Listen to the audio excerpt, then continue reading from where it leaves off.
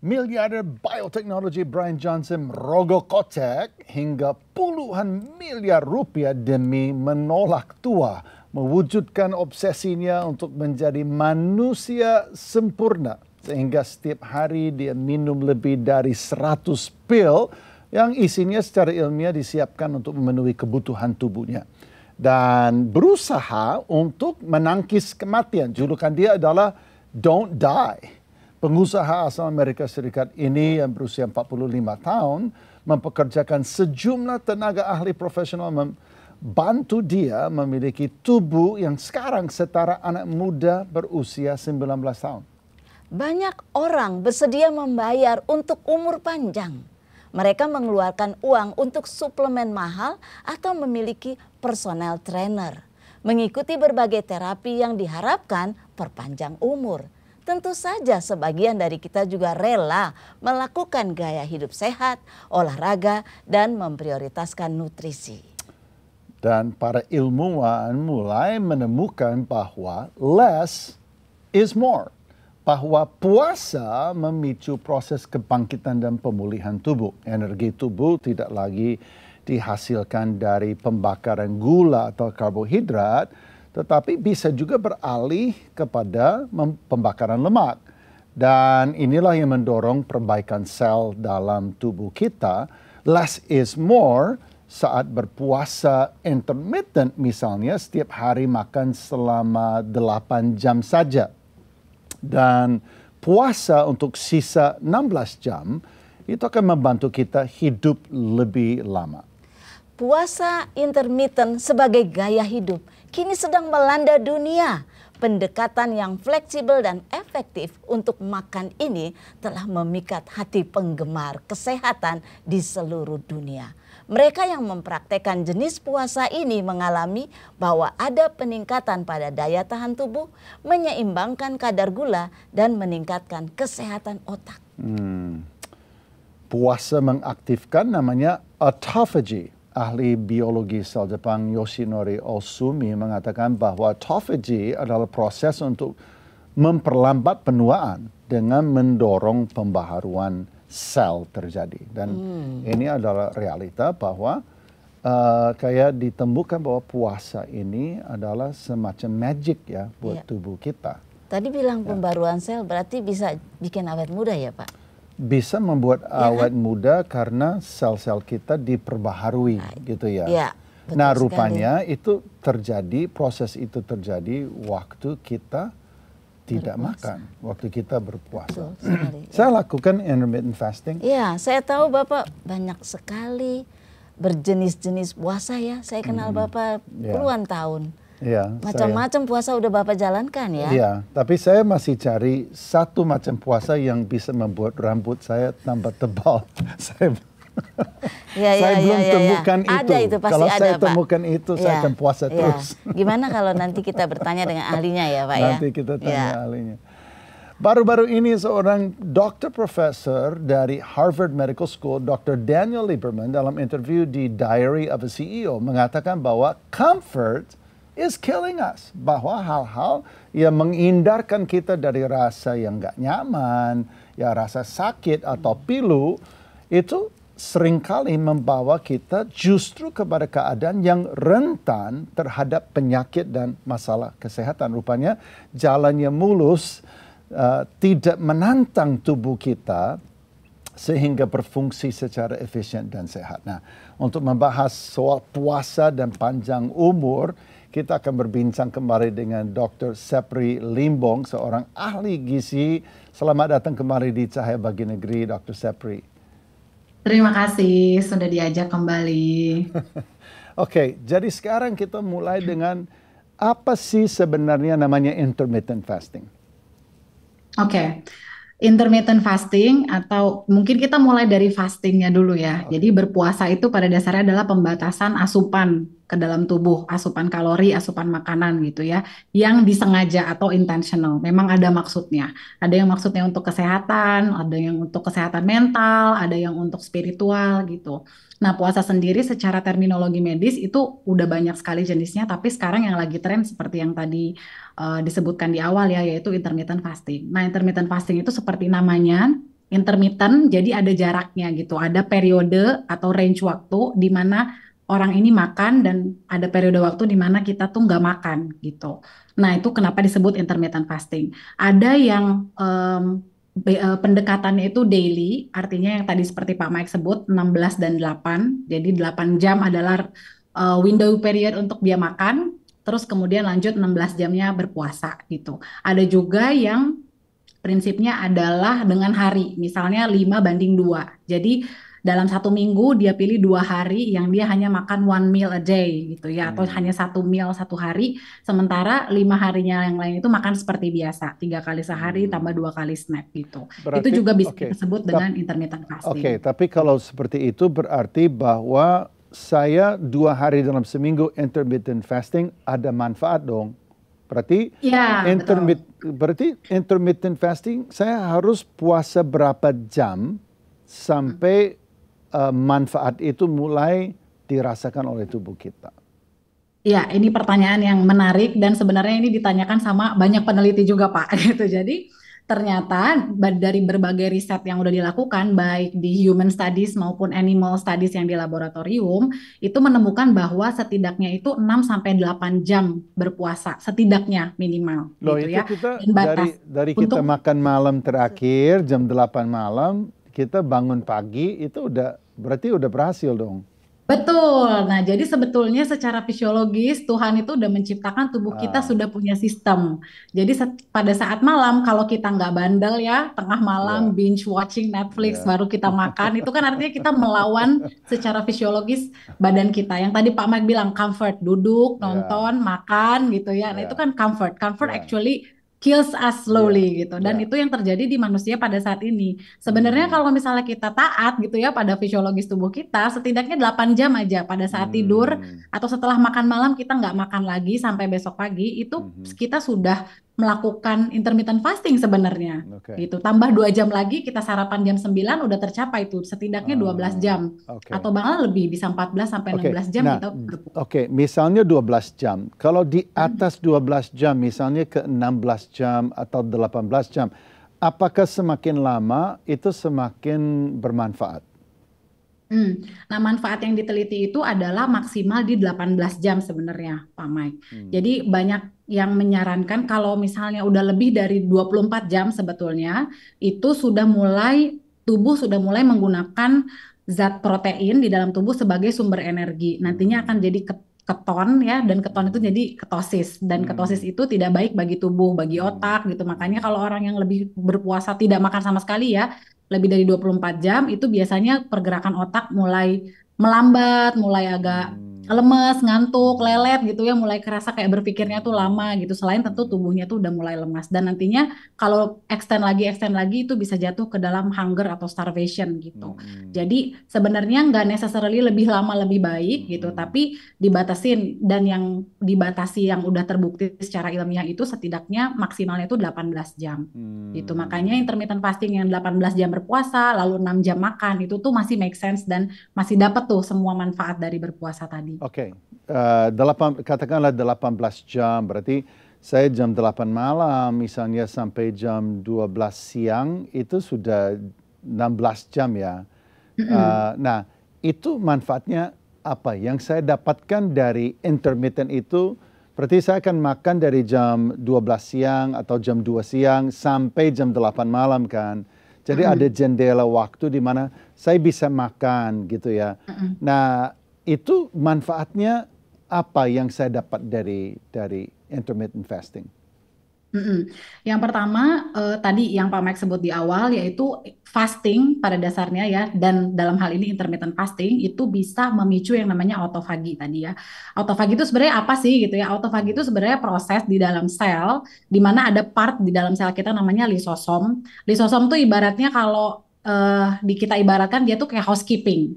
Nah, bayangin kalau tubuh kita atau sel kita itu adalah rumah, nggak ada housekeepingnya, maka rumah kita tuh akan kotoran tuh terus menumpuk. Nah, tugas dari lysosomal proses ini, yaitu si autofagi ini, adalah untuk membersihkan tadi si sisa-sisa metabolisme yang tubuh kita sudah lalui di sepanjang hari gitu. Jadi, melalui proses autofagi ini, nanti tubuh tuh akan mengeluarkan satu sel-sel yang sudah rusak. Kedua, mikroorganisme yang mungkin masuk pada saat kita makan gitu, yang nggak terpakai dia akan buang. Kemudian kotoran, sisa-sisa dari metabolisme yang nanti jadi radikal bebas itu juga dibuang melalui proses autofagi. Dan nanti pada akhirnya hasilnya adalah sel-sel yang baru, terbarui atau istilahnya mungkin terregenerasi gitu. Oke, Itulah kenapa apakah ini namanya apa namanya detoksifikasi? Apakah iya, betul. Oke, ini masuk Betul. kategori detoksifikasi tubuh gitu Yes, ya? exactly. This is natural detoxification. Yang sebenarnya kita nggak terlalu banyak effort, kita nggak perlu. Memang ada misalnya suplemen-suplemen atau pil yang bisa membantu upregulation gitu ya, atau memboost metabolisme atau memboost terjadinya detoxification ini. Tapi sebenarnya ada cara yang lebih simpel dan murah, yaitu dengan berpuasa ini gitu. Karena puasa itu bisa memicu tadi autofagi, akhirnya pengeluaran sel-sel yang kotor, kemudian selnya jadi terregenerasi dan detoksifikasi tadi Oke. itu. Akhirnya kita mendapatkan pada pagi hari gitu ya, kalau misalnya kita udah berpuasa sepanjang malam, sebelum makan pagi atau makan siang, kita udah dapat sel-sel yang baru gitu. Dan itulah salah satu manfaat yang mungkin saya bisa bilang itu manfaat yang besar karena tubuh kita itu autofaginya nggak pilih-pilih, Pak Mike. Misalnya, saya cuma mau autofagi di pipi gitu, terus nanti kulitnya ini doang yang mulus, nggak kayak gitu kan badan Nggak kita bisa. gitu. Tapi semua gitu. Jadi Oke. jantung juga ikut, darah Baik. juga ikut, otak juga ikut Oke. gitu. Pembuluh darah juga, kemudian regulasi gula darah juga. Jadi semuanya. Makanya Oke. di penelitian tuh banyak puasa kok bisa bikin memorinya lebih baik. Right. Puasa kok bisa bikin Kognitifnya lebih gula darahnya tajam. turun ya, Ya. berat badannya turun, lemaknya turun dan lain sebagainya. Karena itu proses autofagi itu terjadi di seluruh tubuh kita gitu. Oke, nah apakah itu bisa berdampak kepada panjang umur kita? Yes, betul, betul.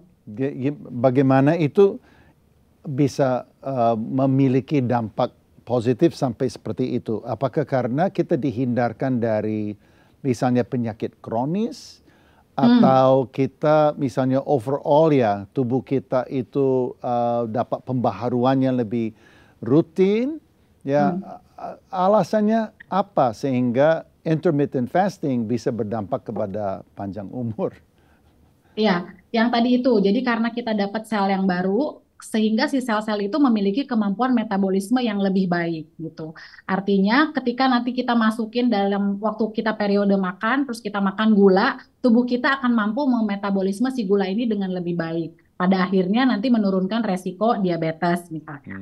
Kemudian ketika sel-sel pembuluh darah kita udah lebih baik gitu ya, dapat sel-sel yang baru, maka sel-sel pembuluh darah kita akan bekerja dengan lebih baik sehingga apa mencegah atau menurunkan resiko terjadinya tekanan darah tinggi atau high blood pressure atau hypertension gitu ya. Kemudian untuk ke otak gitu. Kalau sel-sel di otak kita, sel-sel otak itu, sel-sel saraf itu adalah salah satu sel yang Tuhan ciptakan sekali mati udah mati aja gitu. Dia nggak bisa membarui. Makanya penting kalau misalnya kita berpuasa ini proses detoksifikasi, upregulation gitu. Sel-sel otak kita kesehatannya tetap terjaga sehingga tadi memorinya lebih panjang dan terhindar dari penyakit-penyakit degeneratif seperti misalnya Alzheimer atau demensia yang kayak pikun gitu ya orang tua lanjut usia gitu. Jadi sebenarnya melalui proses yang sederhana ini pada akhirnya lead untuk menurunkan resiko penyakit-penyakit tidak menular tadi. Iya, gitu, Pak. ya itu saya pikir itu sesuatu banget gitu ya bahwa itu kita terhindarkan daripada penyakit-penyakit kronis yang sangat lazim yang itu seperti tsunami sekarang yang ada di Indonesia. Terakhir kita ngobrol dengan Dr. Sepri mengenai misalnya diabetes ya, mengenai wabah diabetes yang sedang terjadi bahkan di generasi anak sekarang. Kita temukan tidak jarang ya kita temukan kasus diabetes dan seterusnya. Nah, tapi saya sekarang mau bertanya mengenai puasa air putih karena ini adalah penelitian yang sebenarnya menurut saya tadi Dr. Sepri bilang ini murah sekali. Ini tidak perlu keluarkan uang untuk suplemen, tidak perlu keluarkan uang untuk membeli macam-macam terapi. Minum air putih, tidak makan selama beberapa waktu saja itu sangat sangat memulihkan ya, sangat healing ya, membawa satu gelombang pemulihan. Bisa ceritakan sedikit Dr. Sepri mengenai puasa air putih? Nah, kalau puasa yang jenisnya kita membatasi satu jenis makanan atau minuman, misalnya kayak water only fasting ini terutama banyak dipakai pada terapi atau intervensi untuk pasien yang obesitas gitu atau overweight gitu ya. Nah, jadi dengan kita misalnya bilang ke pasiennya selama 1 hari, biasanya nggak langsung misalnya dalam 5 hari hanya minum air aja, enggak sih. Jadi alternate tetap gitu. Tapi dalam 1 minggu sediakan 2 hari gitu ya, hanya minum air putih saja sebagai asupannya tanpa asupan kalori tambahan dari makanan. Tujuannya sebenarnya satu tadi selain juga untuk memperbaiki metabolisme tubuh yang tadi prosesnya sebenarnya sama gitu ya. Yang kedua, untuk pasien yang obesitas dan overweight, puasa dengan hanya minum air putih itu bisa membantu ibaratnya mereset lagi taste buds kita gitu. Harus kita akui ya, karena kita terlalu banyak makan makanan yang tinggi garam, gula, lemak, makanan yang hambar tuh kita jadi susah terima. Sayur-sayuran rebus, sayuran kukus, siapa sih yang mau zaman sekarang gitu ya. Nah, dengan si water only fasting ini, biasanya tuh nanti taste bud yang di lidah kita dan nanti juga ke otak kita itu akan keriset lagi gitu, bahwa oh ternyata tuh kita bisa ya gitu untuk mengonsumsi hanya ini saja gitu dalam 1 hari. Dan nantinya pada saat ini semua sudah selesai, si program misalnya water only fasting ini, orang itu sudah ke reset lagi nih taste budnya, ke default lagi. Dia akan lebih bisa lagi untuk menerima makanan-makanan yang lebih sehat, misalnya nggak harus tinggi lemak, nggak harus digoreng deep fried, nggak harus asin banget, nggak harus gula yang bersantan banget, karena dia udah di reset lagi gitu taste bud di lidahnya. Dari Dr. Sepri ada dua, satu adalah untuk menurunkan berat badan, satu lagi untuk kayak reset our taste buds. Tapi berapa lama saya harus berpuasa air putih saja sehingga saya dapat manfaat maksimal? Apakah itu misalnya 2 hari atau 3 hari? Kalau 5 hari bagaimana? Sekarang saya lihat ada seperti trending untuk orang berpuasa 1 minggu, 2 minggu air putih saja sehingga terjadi pembaharuan yang autophagy yang lebih maksimal. Nah, kira-kira berapa lama saya harus puasa air putih sehingga saya dapat maximum benefit? Sebenarnya untuk berapa lama cut off berapa harinya itu juga masih belum ada yang fix nih Pak Mike. Jadi banyak penelitian tuh masih kayak beragam hasilnya. Tapi yang 5:2 tadi itu salah satu konsensus yang cukup disepakati sama berbagai riset gitu ya. Jadi misalnya taruhlah dalam 1 minggu 7 hari, 2 hari yang tadi water only itu alternate. Jadi jangan 2 hari in a row gitu. Misalnya hari Senin, kemudian dilanjut lagi hari Rabu atau Kamis, dan di 5 hari yang lainnya itu makan seperti biasa gitu. Dan itu dilakukan misalnya sebagai habit dalam waktu 1 bulan atau sampai 12 minggu. Karena biasanya untuk mengubah habit, mereset tubuh itu kita butuh setidaknya 4 minggu sampai 12 minggu gitu. Kalau saya pribadi, saya tidak menyarankan untuk berpuasa misalnya hanya water only kayak gini aja gitu ya selama 1 minggu gitu, karena nggak dipungkiri tubuh itu punya kayak modal dasar. Kita tuh kita membutuhkan modal dasar untuk tubuh kita nih bisa berfungsi gitu. Namanya kan basal metabolic rate tuh, kita butuh masukin kalori ke situ. Jadi saya bukan proponen untuk yang puasanya panjang gitu dalam 1 minggu, tapi dalam 1 minggu itu kita pilih 2 hari untuk melakukan si water only fasting ini, kemudian di other day kita healthy eating pattern, itu it will work good gitu buat kita. Saya dapat satu penelitian kemarin yang mengatakan bahwa 2 hari yang paling sulit untuk kita puasa air putih karena terpicukan reaksi tubuh kita yang ingin makan, yang kayak kita overwhelmed dengan rasa lapar dan sebagainya. Tapi di hari yang ketiga dan keempat justru tubuh kita itu melewati masa itu, adjust ya, dan kemudian autophagy itu mulai mendapat momentum ya, karena autophagy bukannya di hampir semua organ tubuh kita ya Dr. Sepri. Kita ada kira-kira 30 detik. Saya kasih kata terakhir, apa yang menjadi rahasia panjang umur menurut Dr. Sepri? Apakah itu intermittent fasting, fasting seperti apa, atau gaya hidup seperti apa? Kira-kira bisa kasih kita wejangan, kasih kita masukan.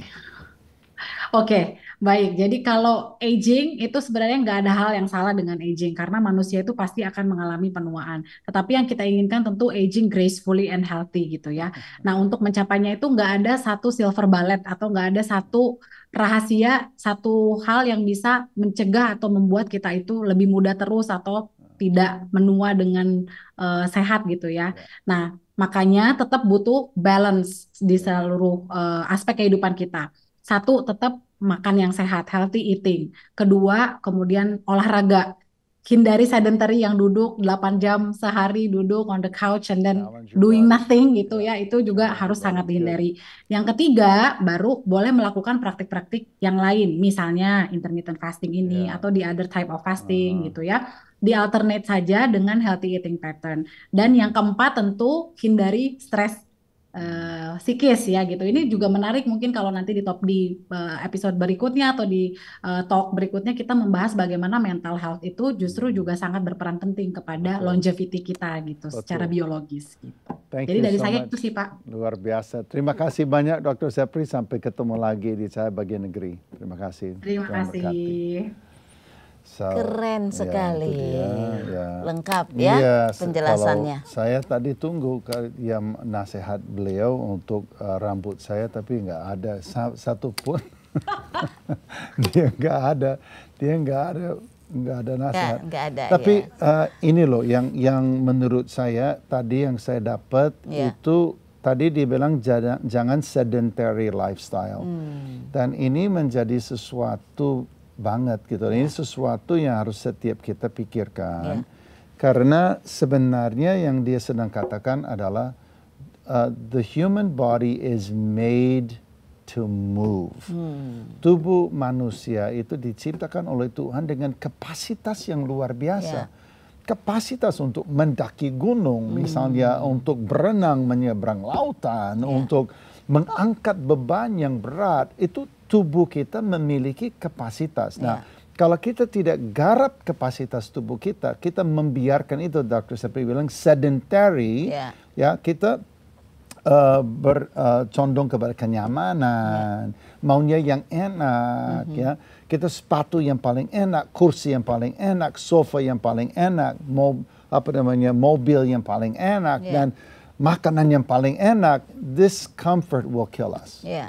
It harus di-challenge, tubuh kita harus di-challenge, dan juga kita harus di-challenge diri kita dalam hal diet, ya, pola makan kita. Dan satu yang tidak disebut oleh Dr. Sepri mungkin karena kita kehabisan waktu, dan itu adalah tidur. Nah, istirahat ini yang mungkin cukup, kelemahan saya ada pada yang satu ini ya, tidur yang cukup. Tapi saya tadi dapatin selama Dr. Sepri bagikan, saya langsung kepikir, oh pantesan bos saya ini suka puasa.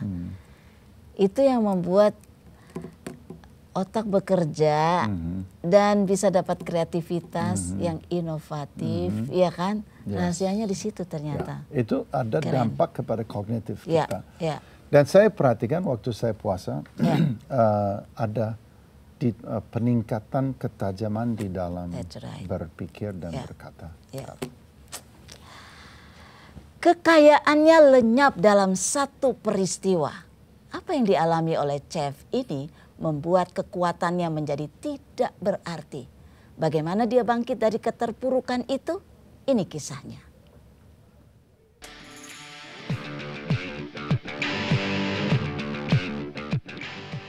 Sebenarnya start belajar masak itu pasti dari almarhumah mama ya.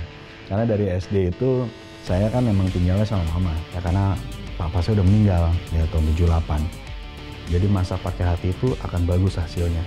Disitulah didikan mama yang membuat saya lebih cepat untuk menangkap seasoning bumbu-bumbu atau taste gitu.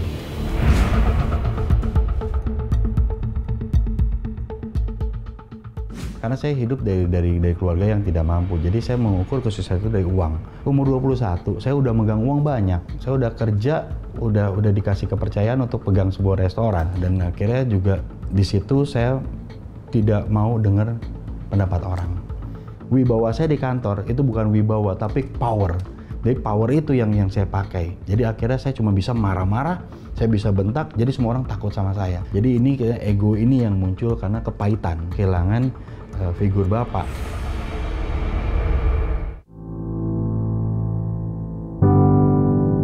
Saya cuma bisa berkata, Tuhan kok saya nggak bisa menikmati kasih sayang dari papa saya ya. Yang katanya papa saya dulu beradanya bukan main, yang serba ada, yang serba mampu. Apalagi papa saya seorang dokter ahli. Itu yang terpendam di diri saya. Jadi makanya saya semakin tidak suka direndahkan. Nah, kesombongan inilah yang membuat saya jadi semakin tanpa disadari saya terpuruk. Saya jatuhnya udah jauh dari Tuhan lah. Saya udah jauh dari Tuhan, saya udah tidak, saya nggak percaya sama Tuhan lah. Gitu, maksudnya apa, gue percaya sama Tuhan, nyatanya gue nggak pernah dipelihara kok gitu. Tiba-tiba Tuhan memberikan saya lah satu titik. Itu tabrakan, jadi di dekat STM penerbangan, itu saya terbang, lompat sampai, saya tuh dari pertigaan itu, belokan itu, saya sampai ke Akun. Kalau secara lihat motor sama kejadian saya terbangnya, jatuhnya itu pasti saya mati. Tapi saya bangun, saya pakai sepatu kitchen, kan depannya besi itu, tapi pinggirnya sobek tuh. Tiba-tiba dingin-dingin kaki saya, kenapa? Pas lihat itu darah. Wah, saya kan nggak kuat darah, saya pingsan tuh. Bukan pingsan, wah lemas gitu. Dipegang, satu kata yang sampai terngiang mas, Tuhan Yesus akan menyembuhkan. Saya nggak tahu kenapa, saya udah di Pertamina. Di rumah sakit Pertamina. Nggak tahu kenapa, saya bilang sama Tuhan, Tuhan, kalau lu emang ada Tuhan, tunjukin deh sama saya. Ya tunjukkanlah sama saya kalau emang benar-benar Tuhan itu ada, saya bilang gitu. Ya udah selang berapa lama saya pas lagi tidur mimpi lah saya. Mimpi ini yang membuat saya menjadi bertanya-tanya. Di situ ada pohon besar. Terus tiba-tiba saya disuruh untuk berlindung di bawahnya dia, di bawah pohon tersebut. Dibilang kalau kamu berlindung di bawah aku, kamu nggak akan pernah lagi namanya takut. Kamu akan aman. Dan kamu minum air ini, kamu tidak akan pernah haus lagi. Dan akulah air kehidupan. Wah, itu mimpi itu kan ternyata ada di firman gitu loh. Akhirnya pas saya datang ke gereja dan saya mendengarkan khotbah dari Muhammad Reza, itu tanpa disadari saya nangis. Saya terus nangis terus nangis. Saya cuma bilang, ini ada apa ya Tuhan nih? Nangis terus. Terus saya bilang, ya udah Tuhan, kok memang Tuhan mau pakai saya lebih lagi. Akhirnya saya memutuskan saya dibaptis. Saya menyerahkan diri saya. Dalam keadaan saya sedang berjaya. Selesai dibaptis, kita makan-makan. Puji Tuhan, dari situlah penggenapan firman Tuhan. Semua proyek saya di-cancel. Dan saya dihabiskan. Saya digerus. Benar-benar tidak ada lagi apa-apa. Tidak punya uang lagi, habis uang saya. Di situ saya merasakan bahwa Tuhan, lu bener nggak adil lo Tuhan. Gue udah semuanya lo Tuhan gitu. Kok malah diginiin gitu. Dan akhirnya saya cuma bisa taat. Saya cuma bisa berserah. Saya bilang, Tuhan, saya berserah. Saya udah nggak punya apa-apa. Saya sudah habis.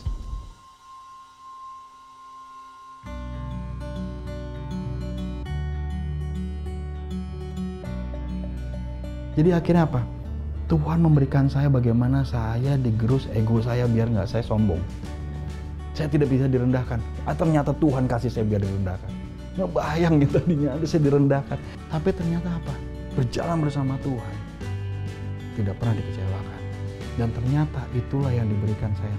Kalau orang cinta Tuhan, udah nggak baperan. Saya langsung dikasih proyek lagi, dikasih lagi berkat, dikasih lagi, terus dikasih terus. Ini yang saya rasakan hangatnya sentuhan Bapak. Ternyata Tuhan itu seperti Bapak kita. Bahwa saya bukan milik Papa saya yang di dunia, tapi saya milik Papa saya yang di surga. Jadi dia mendekap saya, benar-benar dia menyatakan, Hen, aku sayang kamu, Hen. Yohanes 15 ayat 16. Bukan saya yang pilih Tuhan, tapi Tuhan yang pilih saya. Firman-Mu, pelita bagi kakiku. Itu yang gak akan pernah ada di kalau jalan sama Tuhan. Tuhan nggak langsung cepat, tapi dia kasih tahu proses. Itu yang saya punya, yang saya dapat. Dan ketika saya menyatakan bahwa nyanyian itu yang selalu bikin saya menjadi lebih, Tuhan Yesus baik. Tapak demi setapak jalan bersama Tuhan, tapi Tuhan nggak pernah ngasih kita untuk cemplung.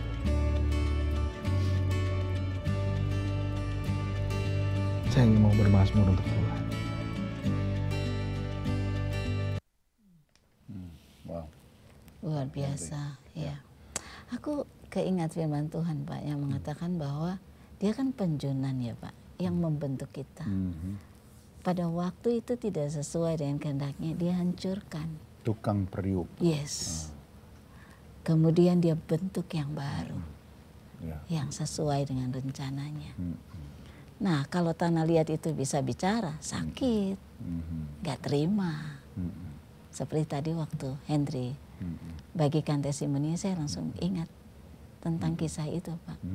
Tapi lihat sekarang, dan luar itu biasa. benar-benar Tuhan menata kembali yang cakep gitu ya. Dia menata yang cantik dan membentuk bejana yang berguna. Saya pikir begitu ya. Dan bejana yang berguna itu kemudian hidup kita menjadi lain gitu dari sebelum, transformasi terjadi karena di tangan Tuhan itu kita dibangun kembali. Tetapi menarik ya, di kitab Yeremia pasal 18 bicara mengenai tukang periuk. Dan dikatakan bahwa apabila di tangan tukang periuk itu dia hancur, maka dia akan membangunnya kembali. Jangan takut bahwa hidup Anda hancur. Jangan takut bahwa sudah lewat batas dan tidak bisa dipulihkan. Karena tadi dikatakan oleh Pak Henry, dia adalah Bapa yang baik, yang memiliki kasih yang besar untuk Anda. Dia ingin supaya Anda pulih. Tahukah saudara bahwa Tuhan mau supaya Anda pulih hidupnya. Dan itu adalah proses di mana tukang periuk itu mulai membangun kembali, menata dan mendandan hidup kita. Bukankah hal itu indah? Pertama, bahwa mata Tuhan tertuju kepada Anda hari ini. Dan yang kedua, bahwa Dia ingin menata yang terbaik.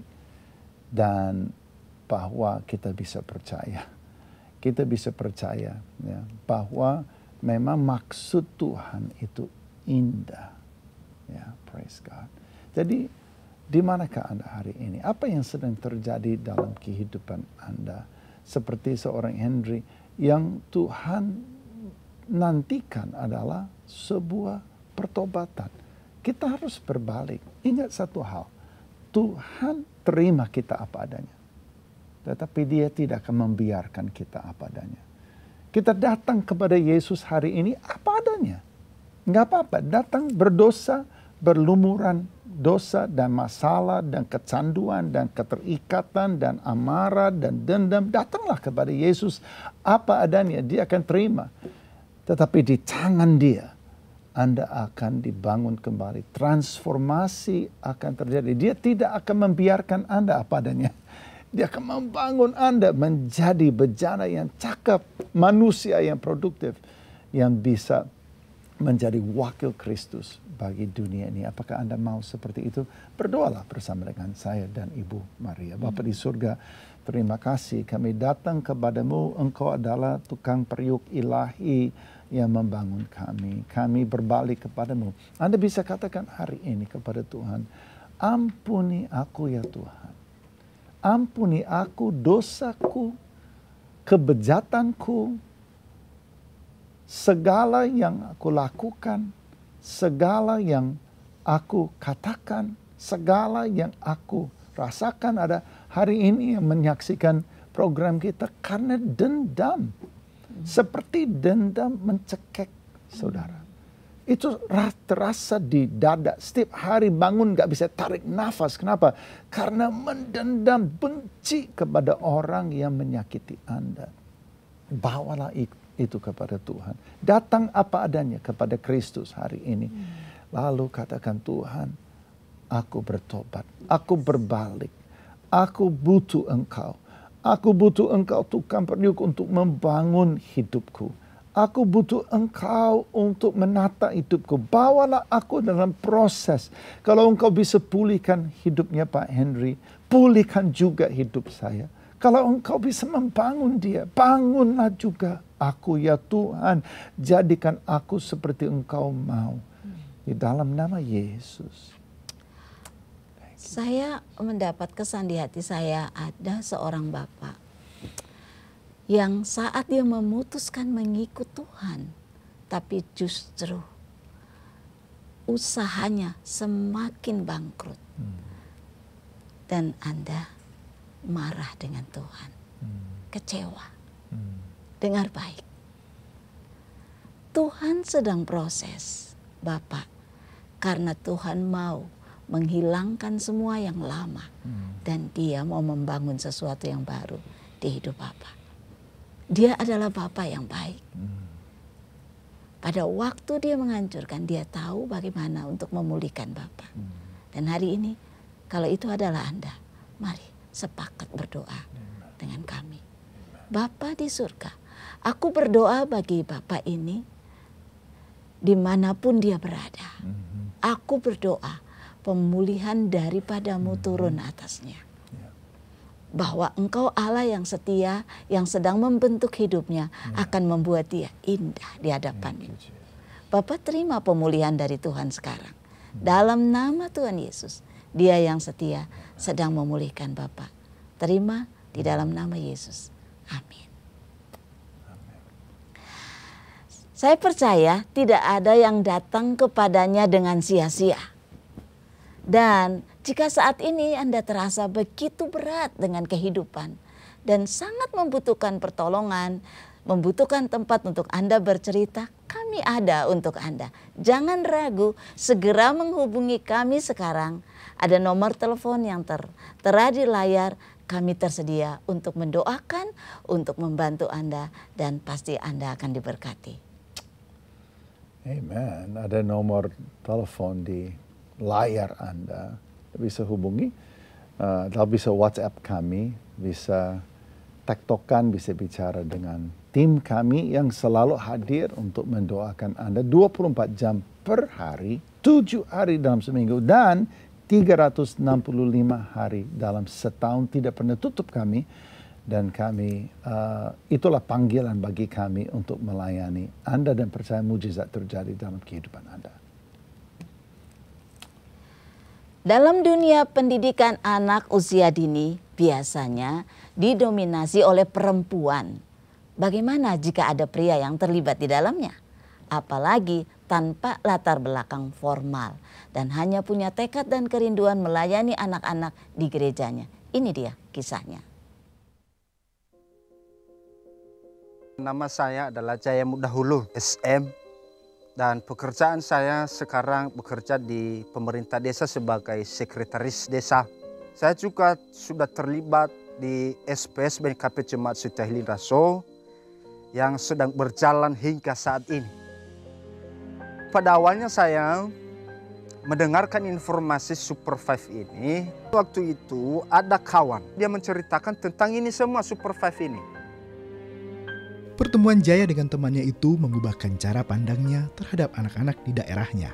Jaya kemudian tertarik dengan kurikulum Super 5, karena kurikulum ini juga mengajarkan pembentukan karakter yang mencintai dan mengasihi Tuhan. Kita mengajari anak-anak kita ini bisa ikut bersama Tuhan dan bisa mengenal siapa itu Tuhan. Bisa menghormati orang tua, bapak dan ibu, bisa mereka berdoa kepada Tuhan. Demi memuridkan anak-anak di desanya, Jaya kemudian mengupayakan berbagai cara, mulai dari mengurus perizinan pendirian PAUD, bertemu dengan orang tua yang memiliki anak usia PAUD, bahkan dia mencari tenaga pengajar yang bisa membantunya menjalankan PAUD Super 5 ini. kita sudah membuktikan bahwa siswa kita sangat jauh berbeda sebelum masuk di Super 5 ini dan sesudah masuk. Sebelum mereka masuk, mereka tidak tahu apa-apa. Salah satu contoh, mereka tidak bisa menyapa orang tua, mereka tidak bisa tahu apa huruf A sampai Z, dan mereka tidak bisa berdoa. Setelah masuk mereka di Super 5 ini, mereka ini tahu semua. Walaupun tidak sempurna 100%, tetapi setidaknya mereka bisa memahami ajaran-ajaran yang diajarkan selama ini kepada mereka. Kami sebagai orang tua merasa bangga dan anak kita ini bisa membaca dan bisa menulis dan bisa berbahasa Indonesia dan bisa memuji nama Tuhan. Sangat jauh beda ya? Iya, sangat jauh beda Pak sebelum dia mau ke PAUD ini. Sesudah dia masuk, ya banyak peningkatan. Sekarang udah bisa berdoa mereka. Udah bisa berdoa Pak. Perjalanan Jaya untuk memuridkan generasi anak di desanya tidaklah mudah. Tapi dengan pertolongan Tuhan, semua dapat dilaluinya. Membuat saya termotivasi di Super 5 ini atau di SPS BNKP Cemasi Lintaso ini, Lukas pasal 16 ayat 10. Ya, bagi yang menyelesaikan perkara kecil, maka bisa menyelesaikan perkara besar. Di situ saya termotivasi ketika ada tantangan yang saya hadapi di SPS BNKP Cemasi Lintaso ini. Itulah yang membuat saya kuat.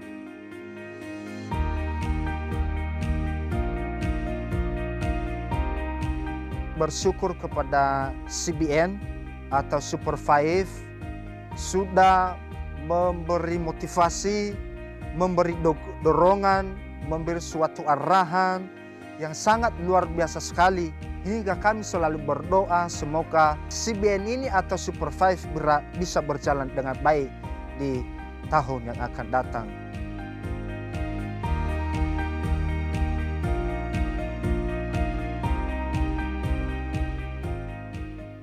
Luar biasa Pak. That's amazing. This is the man of vision. Dia Yeah. punya hati buat generasi. Nah, itu membedakan antara orang Ya. kerja dengan Dengan orang yang melayani. Ya. Ya. Punya visi juga. Ya, karena dia punya visi, dia melihat ini penting. Ya. Jadi hal yang penting tidak selalu populer. Ya. Dan dia mau kerjakan yang penting sekalipun dia abaikan yang mungkin lebih atraktif mungkin dari segi keuangan Ya. atau apa. Amazing. Betul sekali. Luar biasa. CBN tidak akan mampu memperluas pelayanan Super 5 sampai ke pelosok negeri seperti BNKP di Hilidraso tanpa peran seorang fasilitator yang mengambil andil dan bekerja. Mereka ini tidak hanya misalnya memperkenalkan program Super 5 dari CBN kepada gereja-gereja mitra, tapi mereka juga mengajak gereja saat mereka membuka PAUD dengan kurikulum Super 5 itu mereka mendampingi dan mereka menjadi penolong dan mereka menjadi uluran tangan CBN sehingga PAUD tersebut itu berjalan dan berhasil. Ya, setuju sekali. Pasti juga tidak mudah ya Pak ya. Nah sekarang bagaimana kalau kita langsung tanyakan prosesnya Pak? Karena sekarang sudah bergabung bersama kita Kak Lisniawati Laoli dari Kepulauan Nias. Halo Kak Lisna. Hai Lisna. Shalom Papa Mat, Ibu Maria, selamat pagi. Shalom, selamat pagi. Apa kabar Lisna? Lagi ada di mana? Puji Tuhan, sehat luar biasa Pak. Lagi berada di mana Lisna?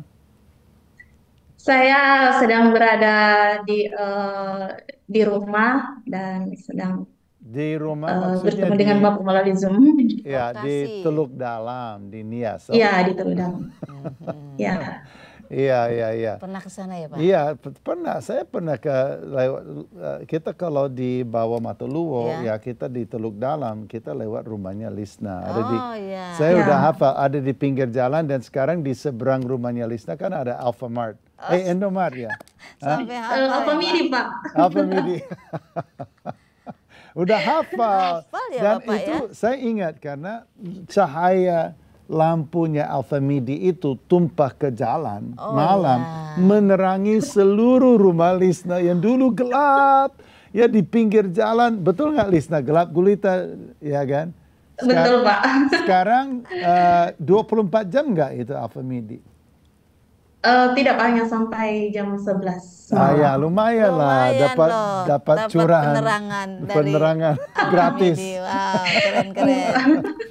Nah itu Lisna, Iya. thank you ya bergabung dengan program hari ini. Nah ini kami terkagum dengan kisahnya tadi Bapak tadi siapa namanya tadi?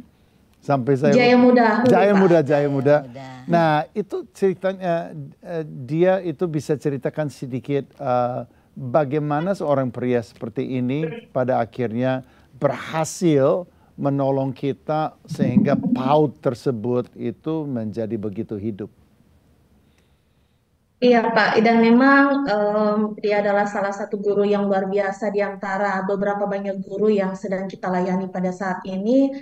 Dan dia memiliki respon yang begitu besar ketika dia mendengarkan informasi yang dia dengar dari rekan gerejanya, dan kemudian yang memang selama ini kita melaksanakan sosialisasi ya melalui sinode, dan kemudian sinode meneruskan kepada pengurus-pengurus resor dan kemudian ke jemaat. Dan dari bibir ke bibir Super Five ini menjadi booming di Pulau Nias, dan salah satu guru kita yang memang memiliki respon yang begitu luar biasa adalah Kak Jaya Muda Hulu, yang memang kalau ketika saya kunjungan nih Pak, waktu saya ketemu berkunjung melihat perkembangan SPS-nya ini sangat jauh dari kota, dan kondisi jalan yang begitu memprihatinkan, butuh waktu 3 jam saya dari Teluk Dalam untuk sampai ke sana dengan jalan yang onderlah, dan kadang saya membayangkan bagaimana yang mereka memiliki semangat yang luar biasa untuk anak-anak di sana. Mereka harus menempuh perjalanan yang jauh untuk berurusan dengan dinas pendidikan. Itu dinas pendidikan itu masih wilayah daerah saya di Teluk Dalam, Pak, dan kadang saya kagum lah dengan bagaimana hati mereka, bagaimana dia juga membimbing guru-guru sehingga memiliki hati visi yang sama seperti dia dalam memuridkan anak-anak di pelosok di daerah Gomo itu, Pak, cukup memprihatinkan sekali. Luar biasa ya, dia dan itu setiap hari ya, perjuangan itu jalan Senin sampai Jumat, begitu kan di Super Five? Betul, Pak. Di Betul, wilayah Pak. Itu Senin sampai Lisna ada berapa PAUD Super Five yang sudah berdiri di daerah Nias Selatan? Iya. Khusus di Nias Selatan sendiri, Pak, puji Tuhan udah sampai angkatan ketiga ini ya, ada sekitar 44 gereja. Itu baru di Nias Selatan ya, Pak, hanya khusus Nias Selatan. Dan untuk tahun ini pun akan bertambah dengan kita sudah mensosialisasikan kembali kemarin itu melalui Facebook, melalui kita juga face to face ya, ketemu dengan gembala-gembala untuk mensosialisasikan Super Five kita, dan puji Tuhan ada respon yang luar biasa, gereja-gereja mau bergabung untuk menggunakan kurikulum Super Five. Wow, jadi sekarang 44 gereja membuka PAUD Super Five di Nias Selatan? Iya, Pak. Berarti wow, itu banyak sekali. Nah, gimana Lisna, itu peranan Lisna untuk memfasilitasi mereka itu seperti apa? Ya, pertama dulu ya, komunikasi itu teramat penting sih, Pak. Kita komunikasi ke mereka melalui telepon, bahkan saya upayakan untuk ketemu dengan mereka. Saya kunjungan sekalipun jauh, saya harus bayar harga untuk bisa ketemu face to face, bertemu dengan anak-anak terutama, karena ketika melihat anak-anak saya juga sangat sukacita, saya kembali bersemangat, dan melihat guru-guru juga bagaimana semangat mereka memberikan motivasi, karena mereka udah berjuang, Pak. Berjuang sampai saat ini mereka masih bertahan, dan mereka butuh pendampingan dari kita, Bu, tidak hanya melalui Zoom, tetapi itu yang menjadi kerinduan mereka. Bahkan beberapa hari yang lalu saya ketemu dengan salah satu guru dari Hili Ovenaluo, dan dia melihat selama ini waktu kita ada pertemuan di Botohili, dan dia sampaikan kami rindu CBN bisa berkunjung, dan saya menjadwalkan untuk pertemuan yang artinya pertemuan face to face itu jauh lebih mereka senangi, dan saya lakukan itu, Pak, ketemu dengan tim-tim Super Five yang ada di lapangan, bertemu dengan guru-guru, dengan anak-anak, menyapa mereka, memberikan semangat, mendoakan mereka, itu sesuatu hal menjadi semangat juga bagi saya untuk terus bergerak menyuarakan tentang Super Five bagi sekolah-sekolah dan juga gereja-gereja yang ada di Nia Selatan. Yeah, and I think that's amazing karena kita juga ketemu kayak Pak Jaya tadi itu ya, itu terinspirasi waktu kita mendengar kisahnya dia, lihat hidupnya dia, itu kayak kita dapat energi dari perjumpaan itu, dari kisahnya. Dan saya bisa bayangkan ya Lisna itu dengan begitu banyak sekali ya orang-orang yang luar biasa dan mereka berjuang di balik tirai. Ya, mereka berjuang di desa-desa. Nggak ada yang lihat itu. Nggak ada kamera yang sorot mereka yang setiap hari membuka PAUD untuk anak-anak di desanya itu. Mereka itu bekerja karena memang itu dari hati mereka ya, dari keinginan untuk melayani Tuhan dan melayani generasi anak. Lisna, terima kasih pelayanan Lisna di Nia Selatan. Terima kasih untuk semangat api semangat Anda menyambar ke saya yang ada di Jakarta, yang ada di studio. Saya seperti dapat limpahan. Seperti Alpha Midi menyumbang cahaya limpahan ke rumahnya kamu malam. Saya dapat juga limpahan api semangat melayani saya juga, Pak. Ya, dari Lisna hari ini. Terima kasih banyak ya. Puji Tuhan. Wow. Luar biasa ya, Pak. That's amazing. Yeah. Wow. Ini adalah realita di lapangan, melihat seorang Lisna. Dia bilang, oh, guru-guru bilang yang seperti CBN adakan di Botohili, mengadakan jumpa dengan para guru-guru. Kami mau juga adakan di desa kami. Ini juga mau adakan, yaitu semua uang gitu loh. Semua itu adalah ya dibutuhkan resources untuk menggerakkan fasilitator. Sebenarnya kalau saya lihat di Nia Selatan mungkin kita tidak cukup satu Lisna ya, kita butuh 3 atau 4 Lisna. Bisa nggak orangnya di copy paste ya? Kalau nggak bisa di cloning ya kita mesti. Nah, karena itu kita butuh mitra. Mitra adalah yang bergandengan tangan dengan CBN. Supaya apa?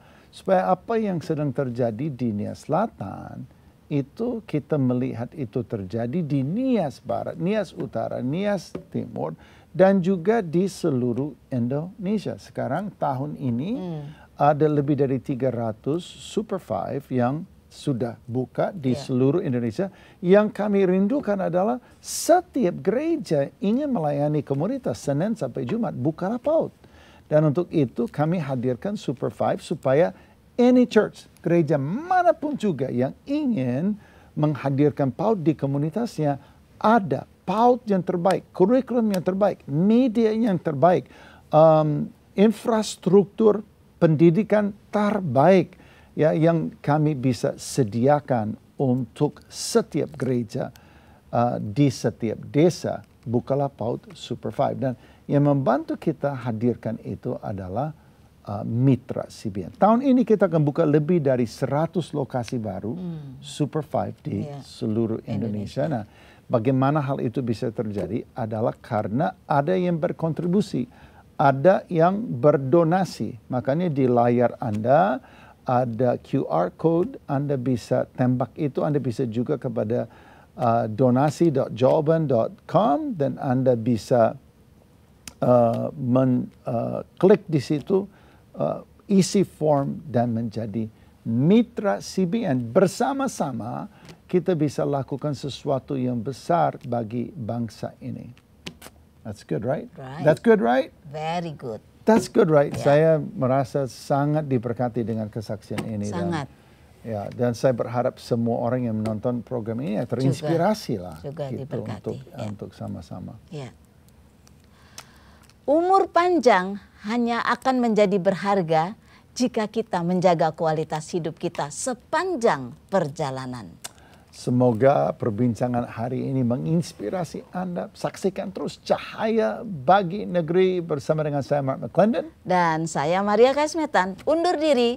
Tuhan Yesus memberkati.